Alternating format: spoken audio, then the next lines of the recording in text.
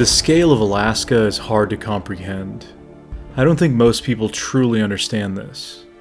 I certainly didn't realize that fully until after a few trips to Alaska.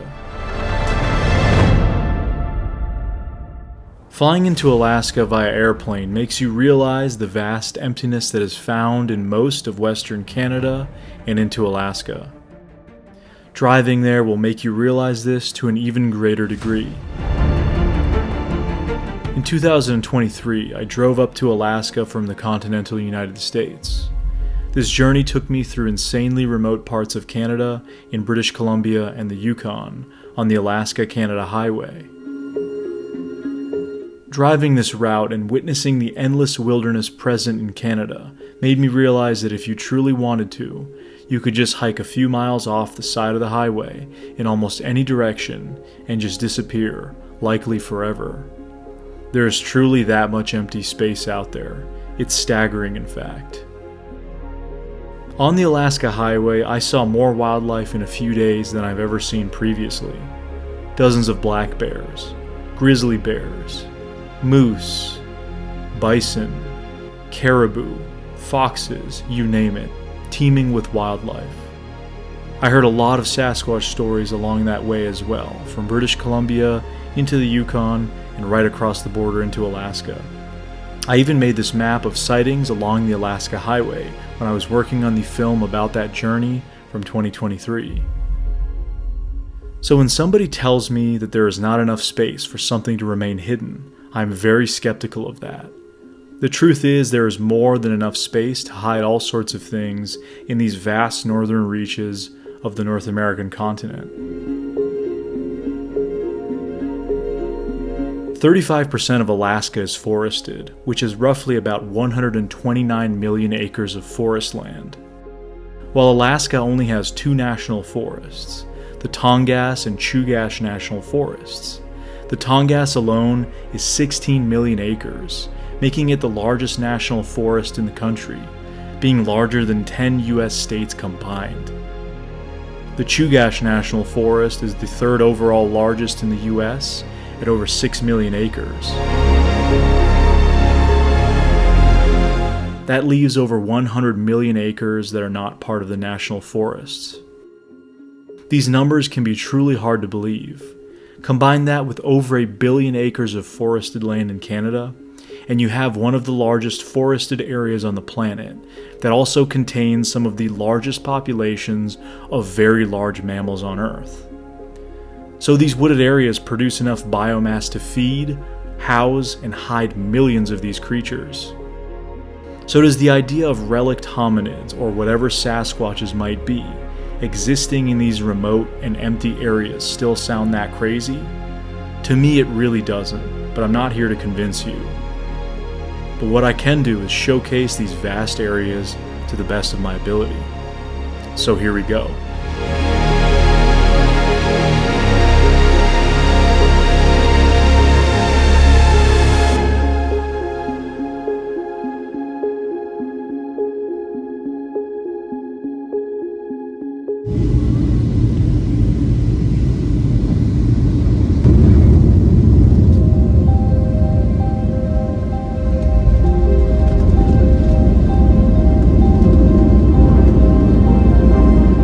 Arriving once again in Alaska felt natural. This was my 4th year in a row journeying back to the last frontier. Over those various trips, I've been lucky enough to see so many parts of Alaska. Many of those places I've seen have a history of Sasquatch reports and activity, which was the motivation to visit many of them initially. Like that time a couple of years ago when I drove 3 hours outside of Fairbanks, near the geographical center of the state, to investigate the location of a road crossing sighting reported to investigator Larry Beans Baxter. It was out in the thick of the boreal forest that we learned the painful lesson of why mosquitoes are called the Alaskan state bird. I'm just going to stand here, and I don't know if the camera will pick any of this up. The amount of mosquitoes right now is just pretty obscene.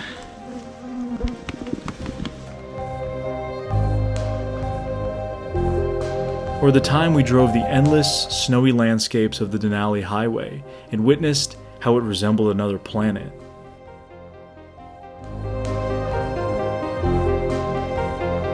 I've also investigated areas around Denali National Park. Hatcher Pass is another area rife with Sasquatch sightings that we've explored with Rob Roy Menzies on a few occasions. I've driven to the end of the proverbial and literal road on the Kenai Peninsula, where the North American highway system comes to its terminus. Perhaps the most memorable of all my Alaska journeys have been those multiple trips to Area A, also on the Kenai Peninsula, which can only be accessed via boat.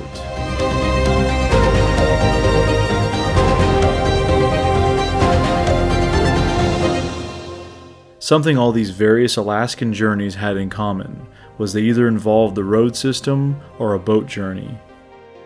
But the vast majority of Alaska is roadless, with only 20% of Alaska's landmass being accessible by road. That leaves an incredible amount of territory only accessible by plane or boat. As a result, private plane ownership in Alaska is quite high. We're not talking fancy private jets, however. In Alaska, the most common type of aircraft is what's called a bush plane, which are typically smaller propeller planes that are designed for rough terrain and remote areas. Alaska also has the most amount of float planes of any state. Because of both of these factors, Alaska has the largest amount of certified pilots per capita of any U.S. state. The only other time I saw Alaska from the air was on a helicopter flight in 2022 near Denali National Park. While this was certainly eye-opening, one type of Alaskan journey I've been hoping to do for a number of years now is one via bush plane. The idea is simple. Bush planes can land in a variety of tough-to-reach places that virtually nothing other than a helicopter could land in. The weather in Alaska often doesn't cooperate with this idea, though. In 2023, while I was up in Alaska, I attempted to do this very idea, but awful weather for weeks on end ultimately prevented it. So now, being back in Alaska, I linked up with my buddy Matt, and we finally had good enough weather to get out into his plane and head into the wilderness for an overnight journey. We're getting ready for an overnight adventure. Alaskan bush plane style. I want to do this for years. I can't wait.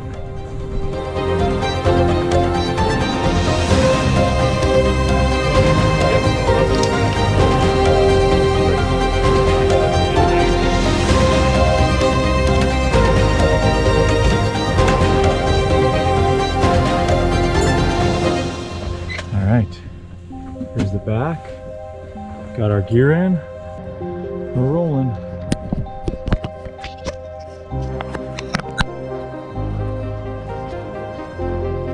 GoPro is on and set up, so that'll be the outdoor view. Let's hit the road here, or hit the skies. Here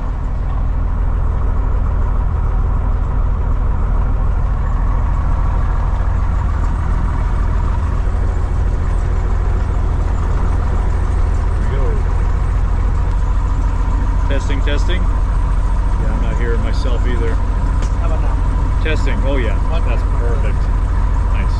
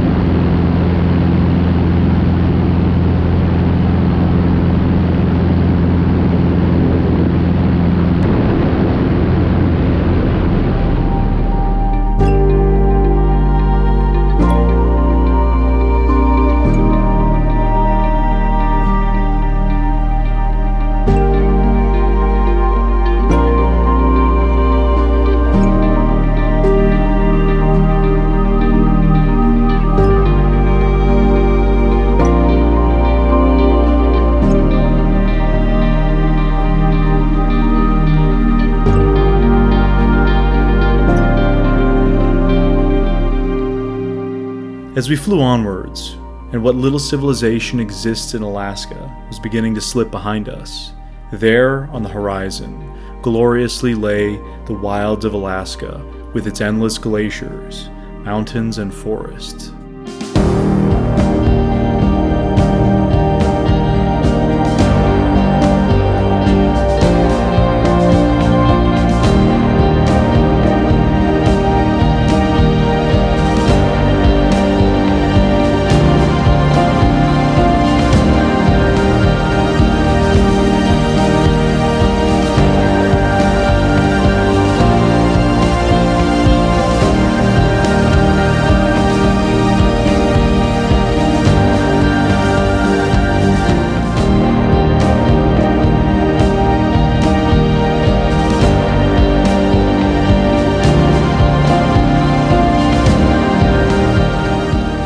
As I was marveling at the sights below, I noticed initially what I thought were small piles of snow, which actually turned out to be mountain goats.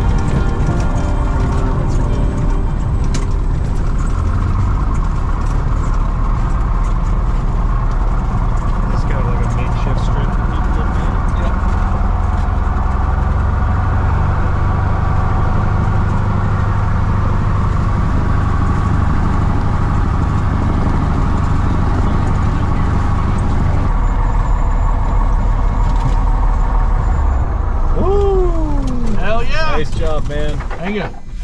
Woohoo! Safely landed. I don't feel any really real wind on the wings. Ah, we have touched down on the ground. This plane did good. Nice job. For you said 1954? Yep, 1954. Cessna 170B. Wow. She has many stories still to tell, right? Yep, yep. Look at this area, man. This is just, you've got two glaciers right behind us. This entire mountain range up here, we saw goats coming in. You got forested areas, bears, moose, all kinds of stuff around here. And you know, according to Rob Roy, there have been some Sasquatch reports down here in this area. Taking a little walk down to see this glacier over here. So this is called the Knik Glacier. This is Knik Glacier, and you've got Colony. Colony Glacier is the one in the back over there. Okay. Well, we're about to see them, and you can see with the fall foliage full swing here with these beautiful, beautiful yellows. You can really appreciate it from the air.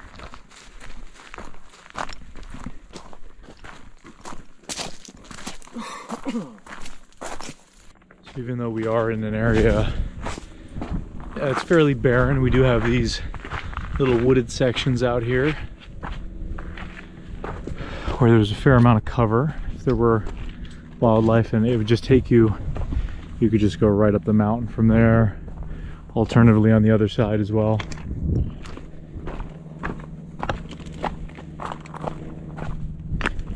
A few other planes, see it up there flying overhead. A little super cub.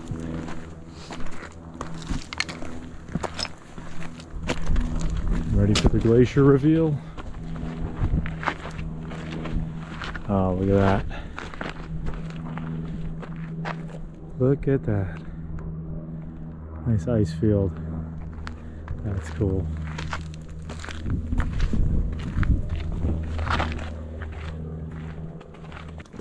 Should we start looking for Yetis out here instead of Bigfoot? Heck yeah, another month and a half will be snow out here.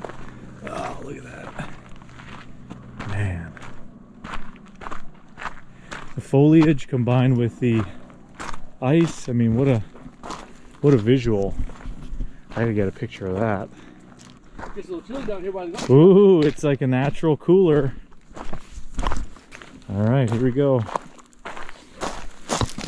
Piece of glacier, but we got to touch the one that's in the water. Look at that. Break off a chunk of glacial ice. There you go. Time for a swim. God, it's crazy how blue it is. I don't understand how it gets so blue like that. So it's just the blue light is the only light that can pass through the glacial ice. Wow. So, or I'm sorry, is the only light that can't pass through it. So it's the light that's reflected back to us. Everything else is absorbed. Wow.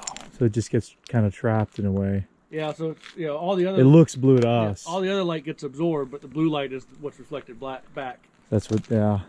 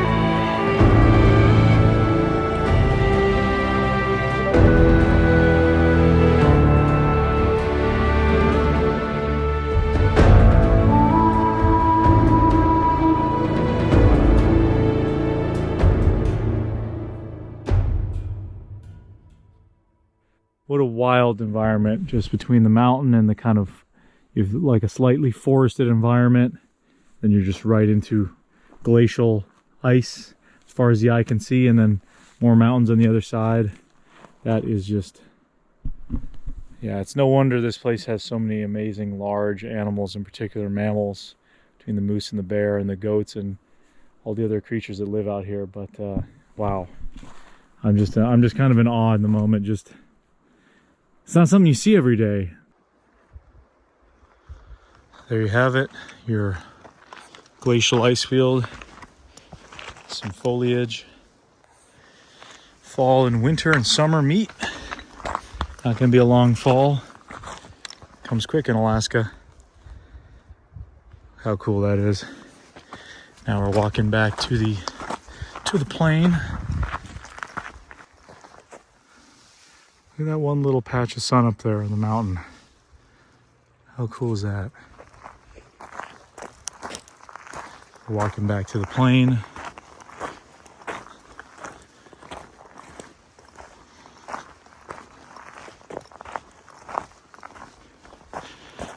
We were talking about earlier how deceptively close all those places up there in the mountain look like. I feel like I could run up there and start hiking, but man, that would definitely kick your butt.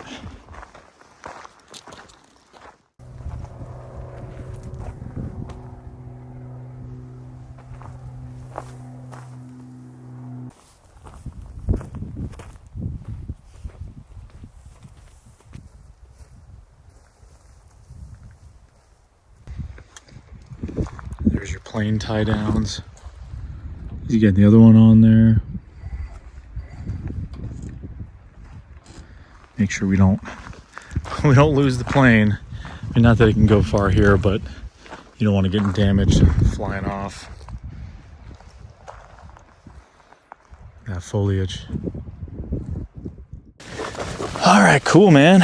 So, as I fall over, cut.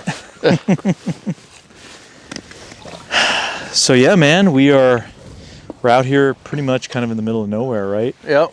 I mean, we're close to a bunch of glaciers. We're in an area that's, we're not terribly far from civilization, but in Alaska, you just need to step out. Yep.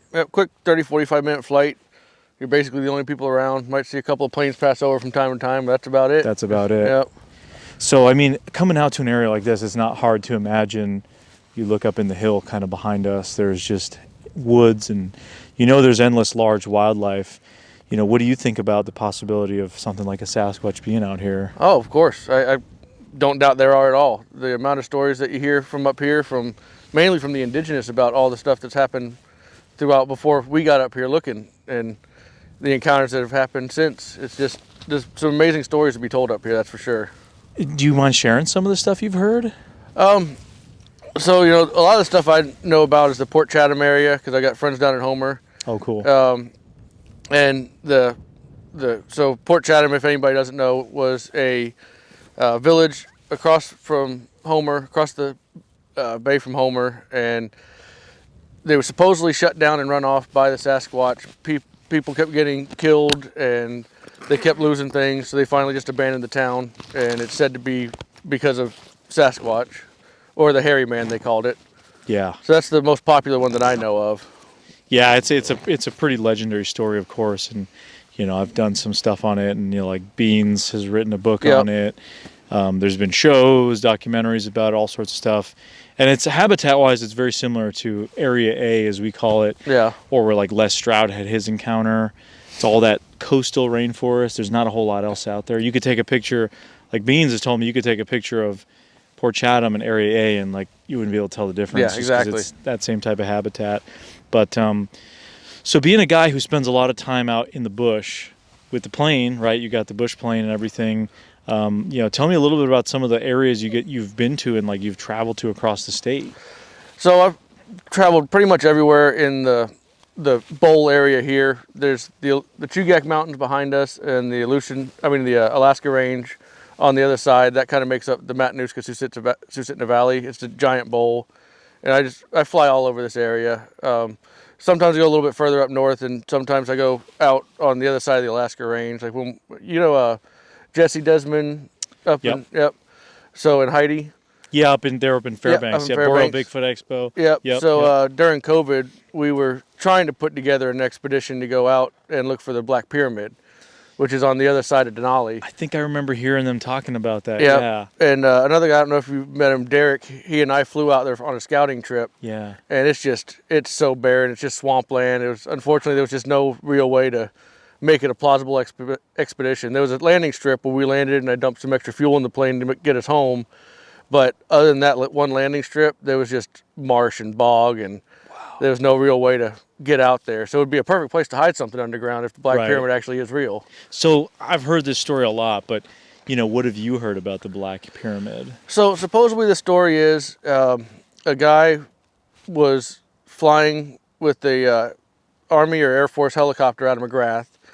He was going eastbound to a secret location to do some work for the government, and en route the avionics and gauges were just going crazy in the helicopter, and when they got there, he went into an underground base that was the Black Pyramid. And that story came out, and people have been looking for it forever, and we kind of triangulated a spot from all the stories we had heard of where we thought it was, and that's in that mucky, boggy, just muck of an area, and which, like I said, it'd be a perfect area to hide something underground. Super tough to operate in. Yeah. Nobody's going to walk there.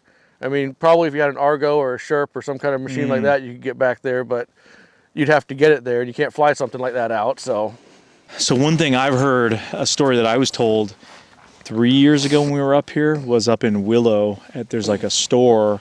I I remember we talked to this lady, and I'd asked her, what's the craziest story you ever heard up here?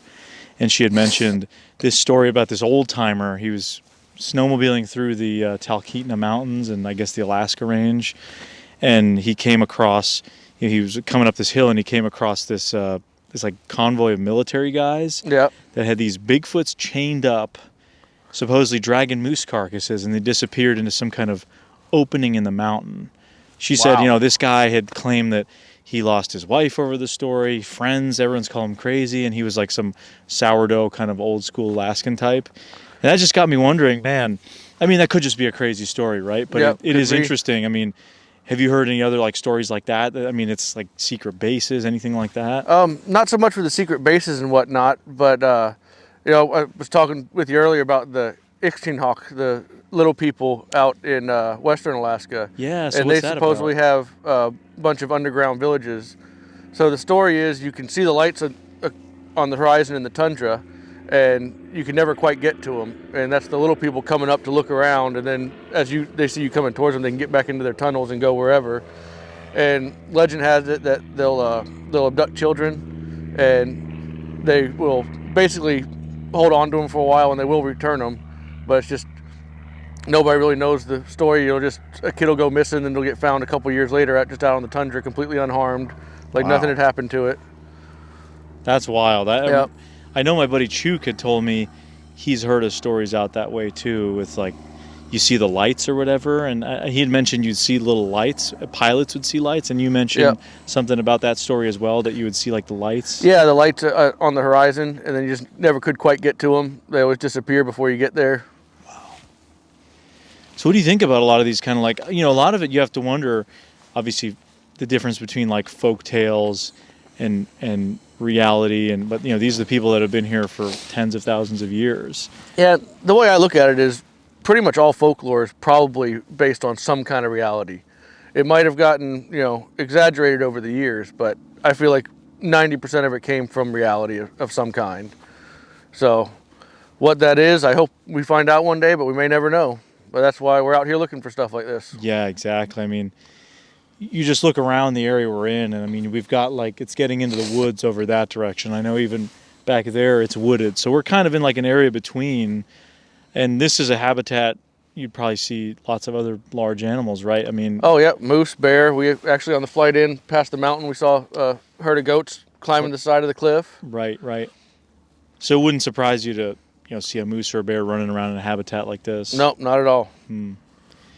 Yeah, it makes you wonder, man. I mean, if these things are out there, I mean, they certainly have the space for it out here. Once you get in the air, I think, over Alaska, because even driving around you can kind of see the scale of it with the drone a little bit, but like once you get in the air, exactly. Like I was probably oohing and ahhing the whole way when we were making our way around that glacier, because it's just that impressive. Yeah, it is. And I even made the comment to you, I wish I still had that awe. It's just my backyard now. I've been up here doing this for 15 years, know. And I love bringing people that have never seen it before, just so I can experience that awe again that I hate that I'm losing. Well, for me, what's crazy is we look at an area like this, and we're out from civilization, but we're still relatively close. But there's probably dozens of areas, hundreds of areas like this that are so far off the beaten path towards southeast, towards Valdez, and these areas that, how would you even get to them? You mentioned if we wanted to fly to Valdez, we'd have to go over these ice fields, and there's nowhere you'd be able to land. So it's a very risky kind of endeavor, right? So even with planes, I mean, is there a big risk flying to certain areas in Alaska? Oh, there is, 100%. And that's why, this was my second choice of location for bringing you out, because the first choice was actually about 100 miles out to the west, but the weather just wasn't looking good. The closest weather report there is a weather cam 50 miles away, and it looked terrible, so there's no point in even risking it, because if you get out there and something happens, my little bush plane's not made for flying in the weather, so I'm not going into clouds, not flying into too heavy a rain. I can fly in rain, but as long as the visibility is decent, if visibility's down, that's what really gets you. Right. It's definitely a fair weather kind of flying. Yeah, for the most part, especially when you're in the mountains. You don't want to fly weather in the mountains. That's just asking for really bad things to happen. That's what kills pilots. Right. And is there, I know there is, but you had mentioned the statistic I found interesting was that there are more pilots in Alaska than anywhere else in the world? They're per capita. There are more pilots per capita in Alaska than anywhere else in the world. Yeah. And Alaska, I mean, barely has a population over Vermont. Yep. In terms of people. So Yeah. that's like, what would you say, like, if you had to estimate one out of every, how many people would you estimate is a pilot? Oh, I'd probably say 1 out of 50, maybe even 1 out of 25. Wow. That's definitely, yeah, per capita, Yep. it's up there. And that's also including all the old time pilots that haven't flown in 20 years, but they pioneered the flying in Alaska. And there might not be that many still actively flying, but Right. there's still that many up here. Still a lot. It's kind of a way of life up here, huh? It is. It really is. Yep. Yeah. I've got one of my customers. He lives out at Alexander Creek, and it's no roads going to it. It's about a 45-minute flight out of Anchorage, and that's how he gets to and from Anchorage to do his grocery shopping. He's got a little airplane.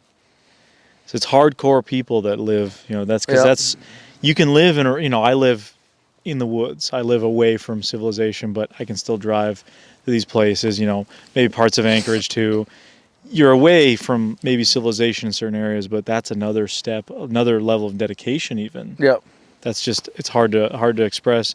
I think there are very few places that can really be on the level that Alaska is with this kind of, that kind of lifestyle. So, well, no, man, I appreciate you bringing me out here. This has been awesome so far, and I'm excited to stay out here for the night. So yeah, no problem. I think it's gonna be a beautiful night. Hopefully we get a nice morning and a beautiful flight out then. Yeah, like I said, I'm hoping that the clouds will be high enough, which it looks like they are now, but we can fly, instead of going back out the valley we came through, go this way, and we'll go either up the Eagle River Valley, or we'll go all the way over the top to Girdwood and then come back around. So you're kind of like right near the Kenai Peninsula and then looping back. Yep. So if we go to Girdwood, you'll be able to see the Kenai Peninsula. Oh, that'd be awesome. Yep. Yeah.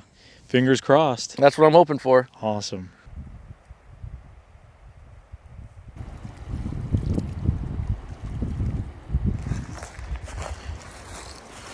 Down here by the river. Look for some tracks. Looks like moose. Yeah. Moose.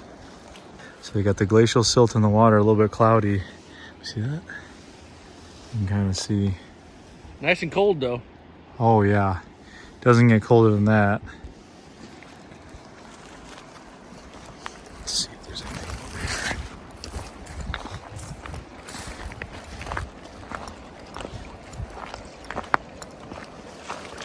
here. Yeah, you can see how murky the water gets. Look at that. All right, well, got some moose bones. You can kind of tell, I found them before, but look at the size of that, I guess, femur. I think it's huge. You see that? That's giant. I think that's where the arteries come in, I think. Pretty sure. And it'd be cool to find the skull. Yeah, it would. Those are tough to find usually. There's vertebrae there. It's pretty clean. I mean, they've been out here a while. Yeah, they have. Not even much ligament or anything on them. Probably a last season kill. Just been sitting here all winter. Yep. Nice and sun bleached. Yep. A little more. A little chunk there.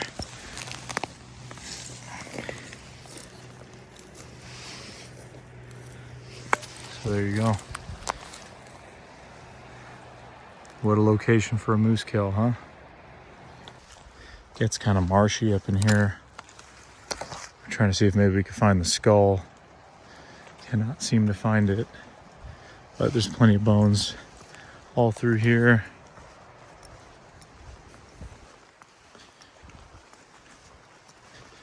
A couple more bits right here. Those little peas. Here's a bone that's kind of stuck in the ground. Nothing else though.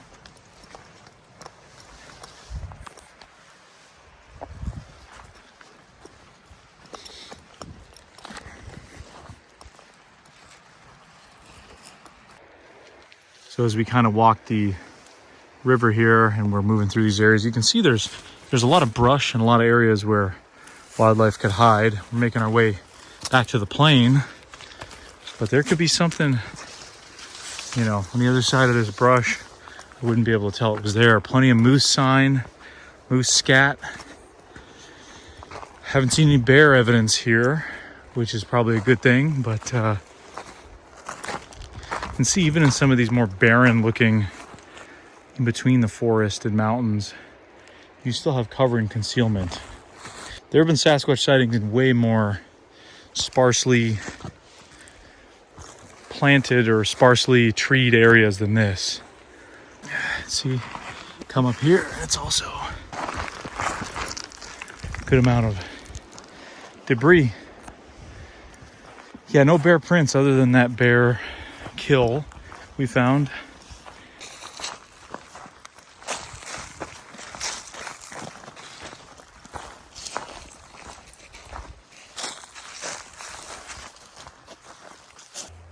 We found this weird little cluster of trees that seems to be caught on fire, lit on fire. There's a old fire pit next to it, but look at the little trees next to it. They're not as bad. Is that just one of those weird natural phenomena things that are hard to explain? Maybe. But you can see, I mean, this thing is crispy, charcoaly, definitely lit. Weird. I don't know what to make of it. Interesting discoveries in the bush. Yeah. Got another old fire pit right here.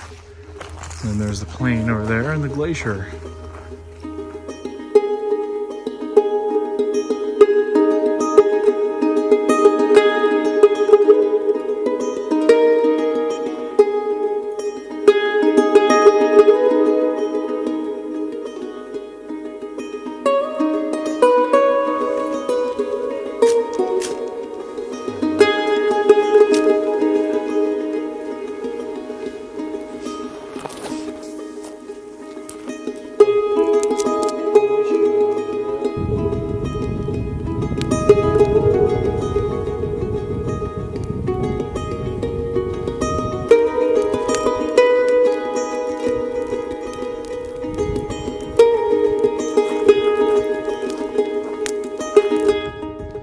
Well, plane, a fire, this view.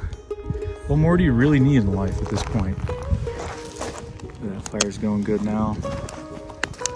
Yeah, this is great. Look at those sun rays coming in now. Absolutely ridiculous.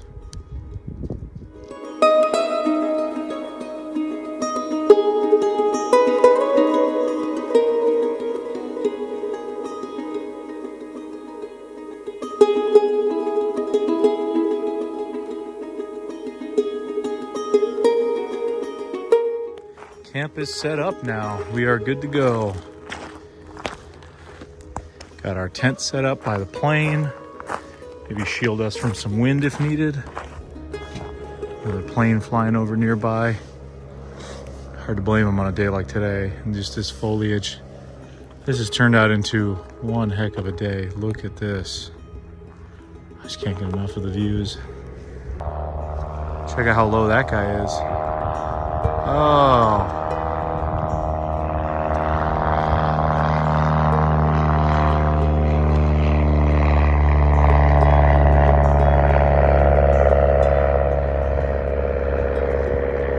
That's cool.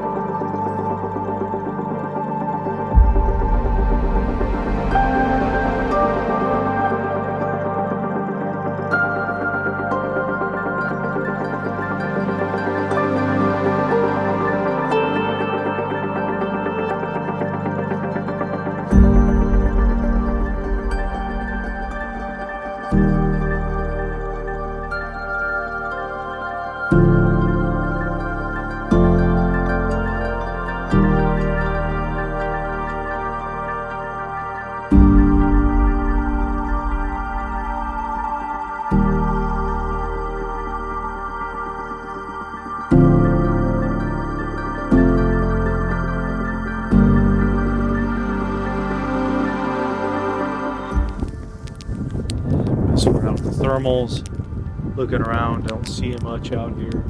Saw a rabbit or something on the thermal, but love to see a moose or something bipedal running across the plains here. I'll see every once in a while. I'll see a little something that looks interesting, but ends up being a tree. Sometimes they can really look intriguing right off the bat on the thermal. Who knows?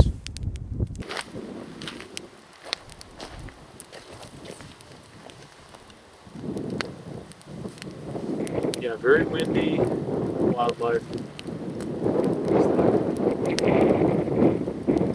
It's toast.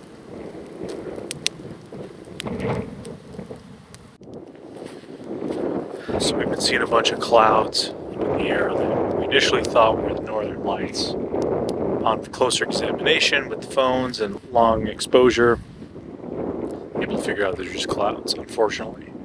But it's very similar. It's kind of got that wispy appearance, but northern lights will disappear, shimmer and move around a lot more than these clouds, which seem to just be drifting with the wind. So that's a bit of a bummer. I was hoping to see some northern lights out here, but can't always be that lucky, right? Could still see them. You never know. I mean, it's just after midnight, so we could still have a chance to see a glimmer of them. You never know. In terms of sounds, we've heard the glacier, or chunks of the glacier calving over there, which is this weird kind of crashing, booming sound and reverberates through the whole little valley we're in now. I heard one earlier and it was kind of, you could hear this kind of thumping, crashing sound. And Matt just heard some too, just a couple minutes ago. I didn't hear it because I was talking, but very cool sound. It reminds me, honestly, of the sounds of whales breaching at night. I've heard that down in Area A. When the whales breach at night, you just hear this massive crashing sound. Obviously, there's no whales here inland. And we have that glacier, which is really not that far from us. It's right kind of over this hill at the back. It's right where the glacier is. So any of that sound, we're definitely going to hear it.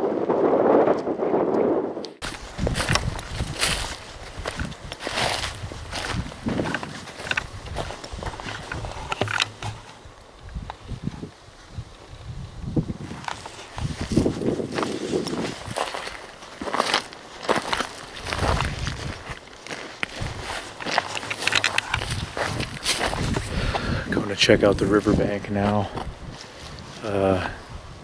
Decently dark. Turn my light on so I can see where I'm going. Maybe we will see something across the river here with the thermal. See if there's any wildlife or anything moving around. You can't really see anything from camp in terms of wild animals. Scan over there.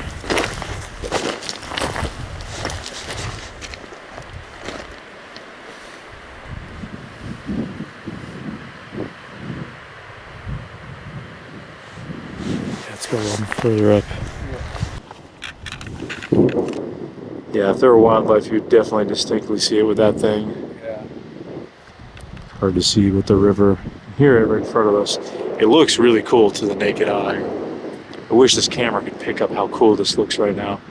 Got a slight glow on the river over there. All you can see is the floor here. What do you think? Pretty cool out here, huh? Oh, I love it. Why I fell in love with this place. Totally different than in the daytime out here. Oh yeah. It's just like the fact that we have this beautiful star view too is amazing.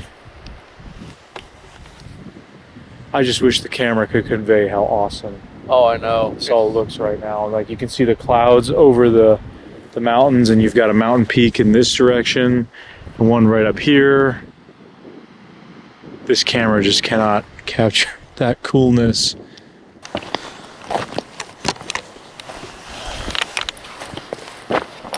Very quiet. Can't really see much wildlife with the thermal on the shoreline. Hoping to see a moose or a bear or something. Doesn't seem to be much in terms of wildlife just hanging around.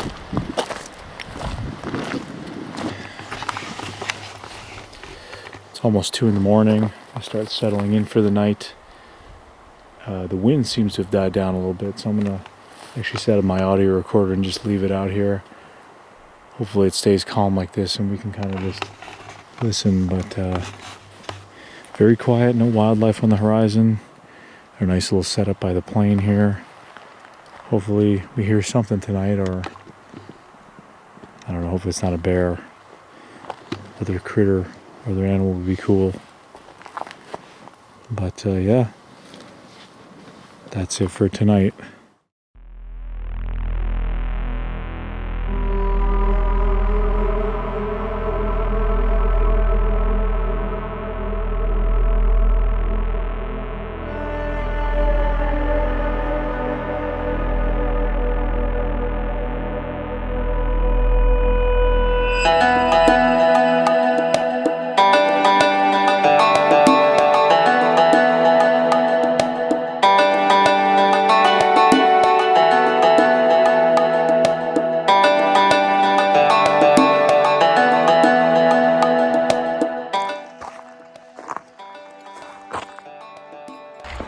About 7:30.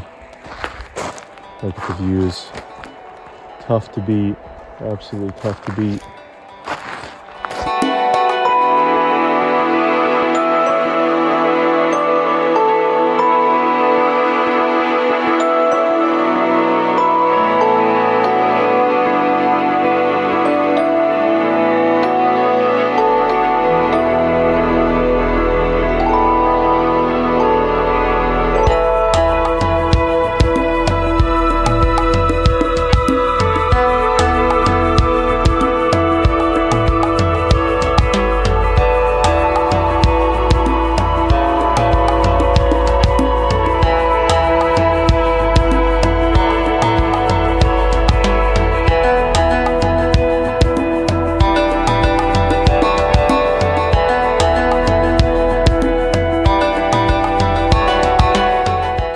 Did a little flight with the drone up over this hillside, and it's actually surprising how wooded it is.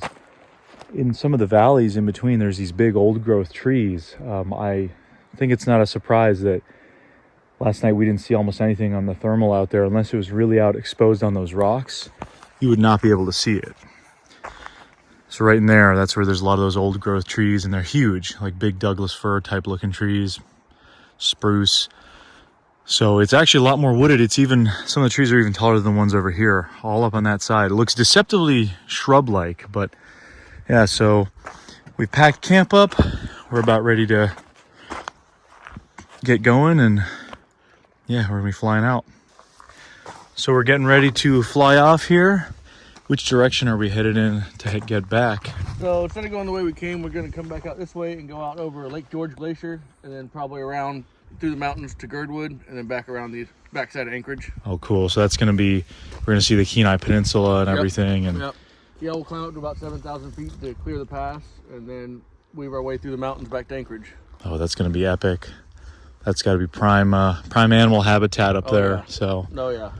If it's, you know, like I was just saying, that area, look with the drone, it's so much more wooded than it looks here. Like you can see up back that little kind of canyon over there. It's all these big old like spruce Douglas fir trees, huge. Yep. So I didn't expect it to be that many. So, but the drone doesn't lie. So I'm sure if it's like that along the whole way of the mountains, you wouldn't be surprised that there's a lot of wildlife and just things out there. So anything can hide out there.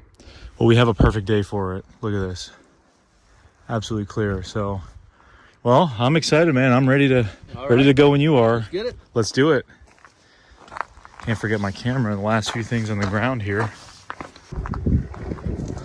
We got our front GoPro connected so we can get an awesome view. With that, say goodbye to this spot and we are good to go. Tools back in here, ready to get in.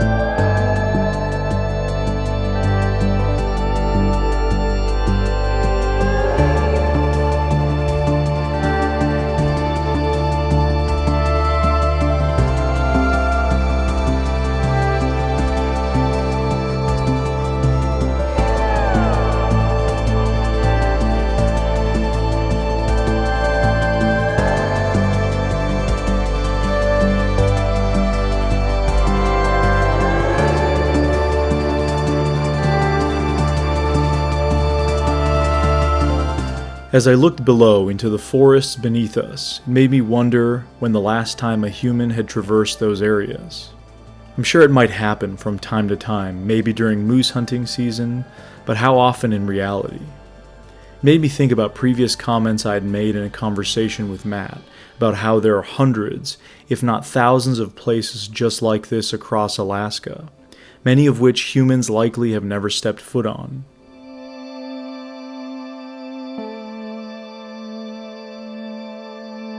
We then began to approach the ice fields and snow-capped mountains that separated us from the Kenai Peninsula and the coast.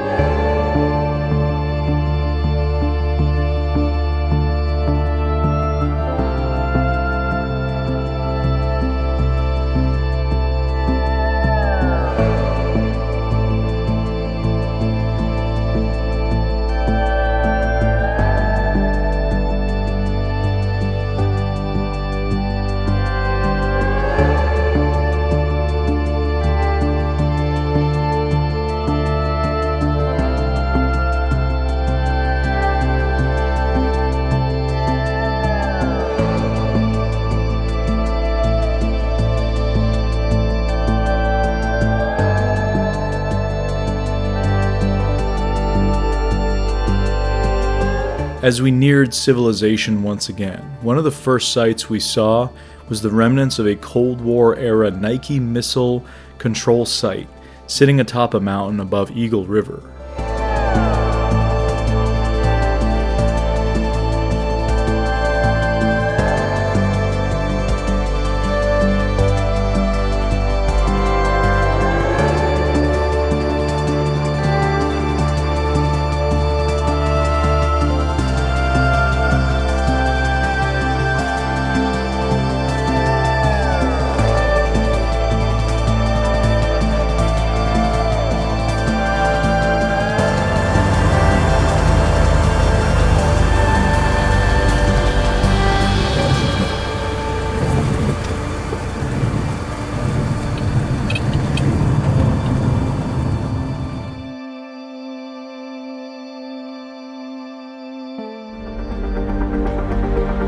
Hopefully you've enjoyed this epic journey in Alaska. As usual, Sasquatch remained elusive, but then again, we did not see many other large animals aside from a few mountain goats, despite there being so many of them on this landscape. Maybe this speaks to how immeasurably enormous Alaska is, which is something I hope I've conveyed here. Alaska truly stands in a class of its own. If you ever get a chance to experience Alaska, it may very well change your belief about the possibilities out there. Or maybe it won't, but either way it remains one of the wildest and most spectacular places on the planet.